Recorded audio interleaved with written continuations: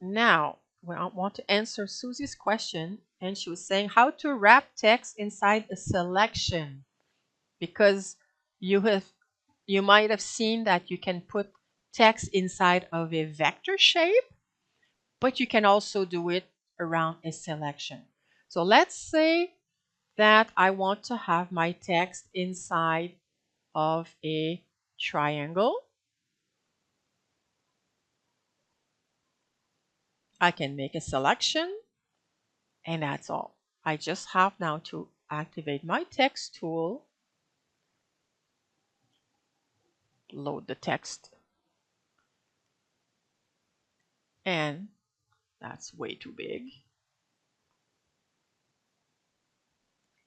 And this is how I can type inside my selection without even looking at my keyboard, which is why I have some typos.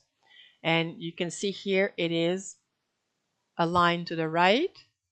If I select all my text with Control A, I can center align, can left align.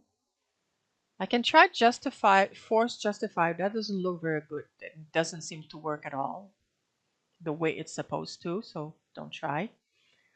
Typically, you will want to have left align, right align, or center aligned.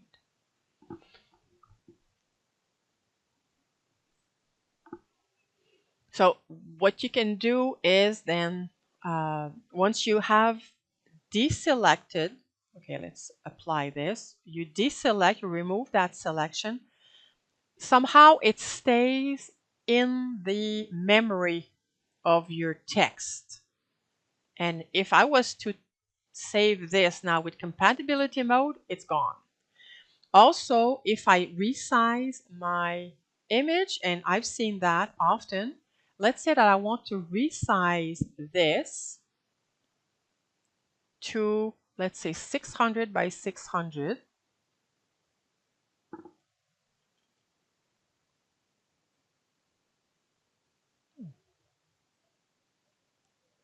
Okay.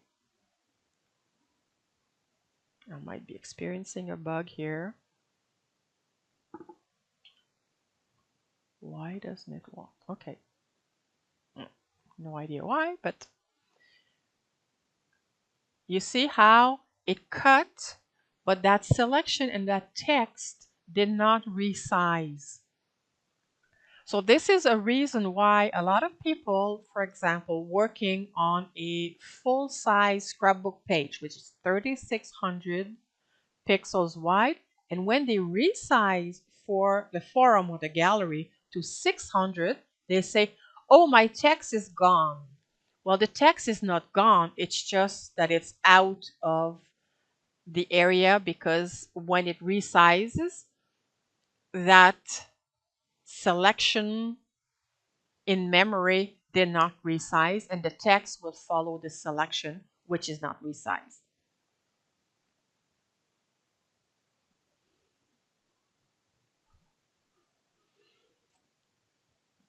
So I'll undo this. Now let's say I'm going to remove that. I can use any other selection tool.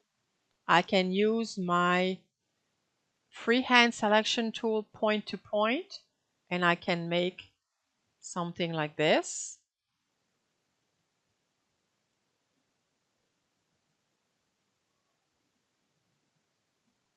And have my text inside that shape.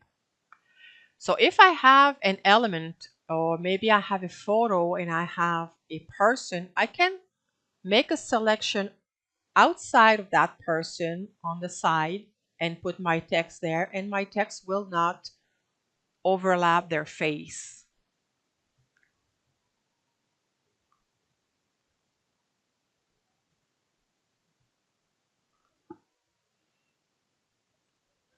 So Susie, does that answer your question?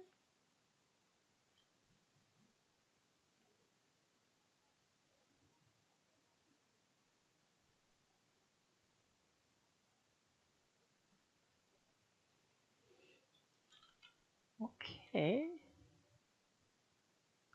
Yes, when they added that text wrapping in version 16, it was like a major moment for scrapbooking, but also for a lot of other kinds of projects. You know, you make a poster and you want to have some text. You make a greeting card. You want to make a postcard. There's so many things that you might want to do, and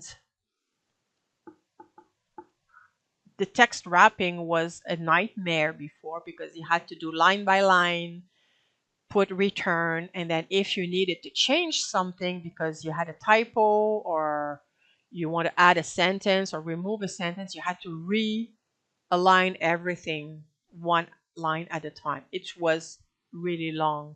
But now with the text wrapping, it is absolutely great.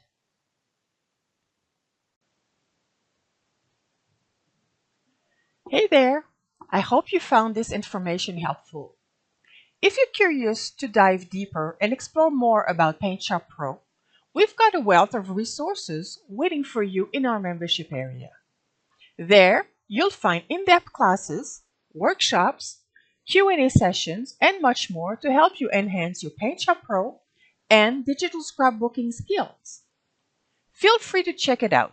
The link is in the video description below. Thanks for watching and see you in the campus!